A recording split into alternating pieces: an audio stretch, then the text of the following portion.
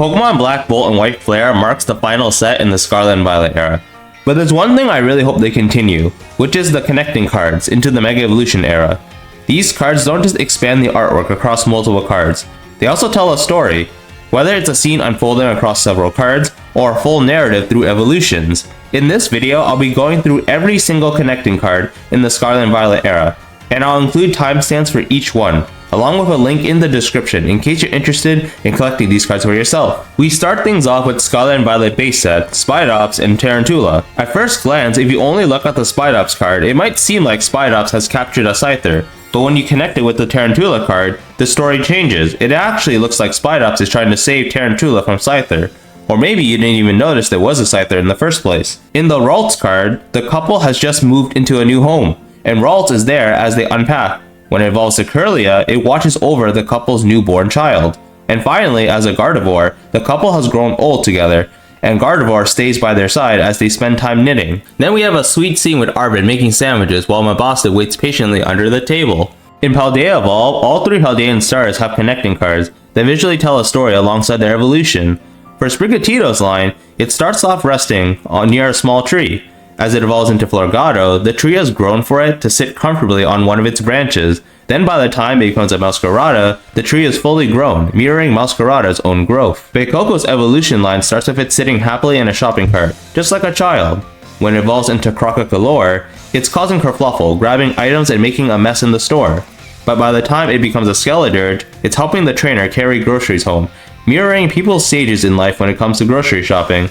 In Quaxly evolution line, it's checking itself in the mirror.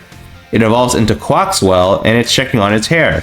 When it becomes a Quaquaval, it's still checking itself in the mirror, but at least it's more organized now. The Frigibax evolution line takes a different approach by expanding the illustrated world as the Pokemon evolves. In the Frigibax card, the focus is just on the foreground.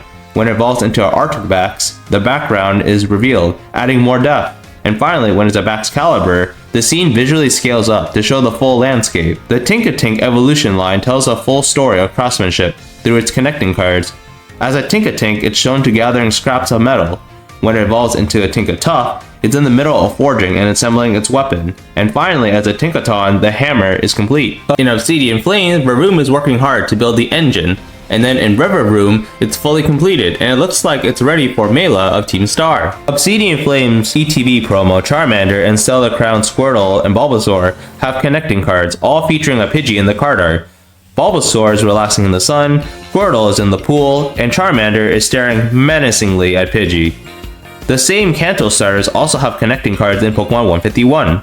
Charmander starts at the bottom of the canyon.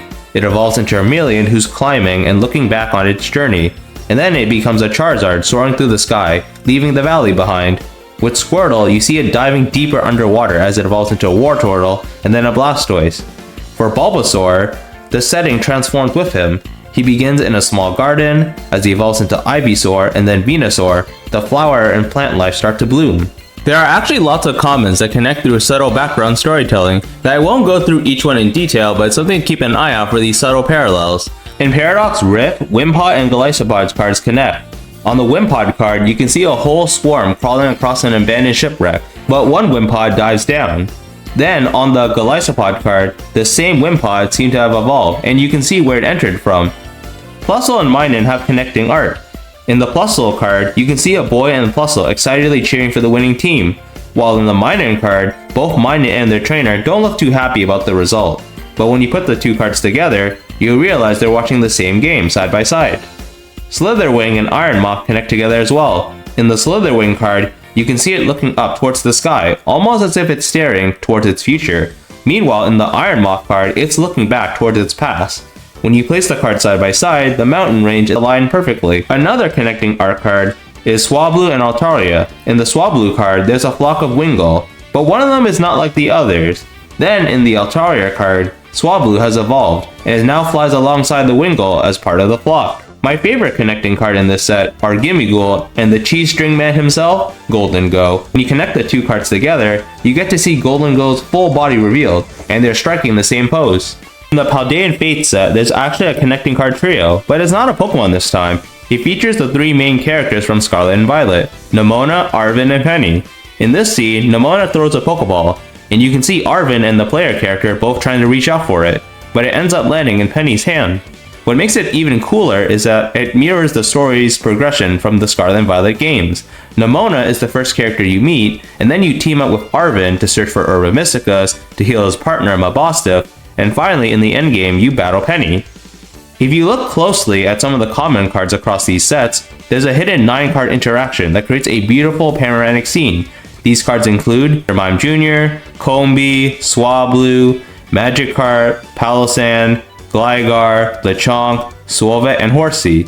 This not only looks great in a binder, but gives value to bulk common cards. In the Temporal Forces set, the Deerling and Sawsbuck come together to create a stunning representation of all 4 seasons: spring, summer, fall, and winter. What makes it more meaningful is that the Sawsbuck is shown in its autumn form, which is the same season where Deerling begins. It's also a subtle reminder that while the seasons change, Pokemon just like us continue to grow. Minccino and Cinccino also have connecting cards. In the Minccino card, its room is a mess, but it must have found a shiny stone, because not only does it evolve to Cinccino, the room is also shiny clean, to the point where Meryl and Skitty can be invited over. In Twilight Masquerade, there's a connecting art card featuring Perrin and Hisuian Growlithe. On the Perrin card, she's looking at something that's beneath her. Then, on the Hisuian Growlithe card, you can see what she was looking at. It's Growlithe begging for her attention. And if you turn the card upside down, Perrin's body aligns perfectly between these 2 cards. Poltchageist and Sinistcha have connecting cards. In the first card, a young boy meets the Poltchageist in the attic, and in the same attic, the boy has grown up when it evolves to Sinistcha. Illumise and Volbeat are a pair of common cards that connect beautifully.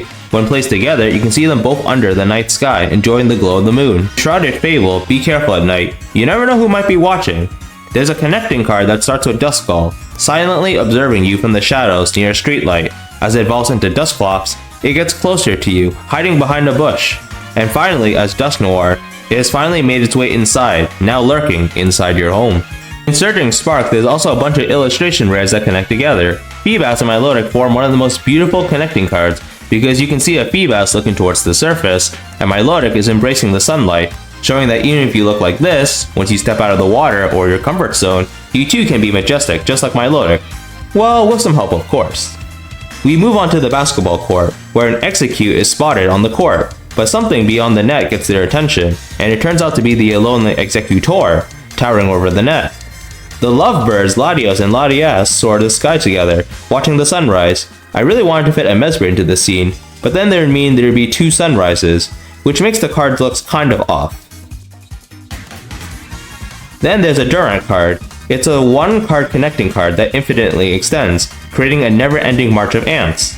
There are also 9 common cards from Temporal Forces to Surging Sparks, which also connect, which are Vibrava, Togetic, Wattrel, Torkoal, Passimian, a Spheal, Golbat, a Dunsparce, and Slowpoke.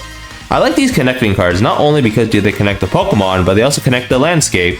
The top layer represents the sky, the second layer represents the ground, and the third layer represents the underground.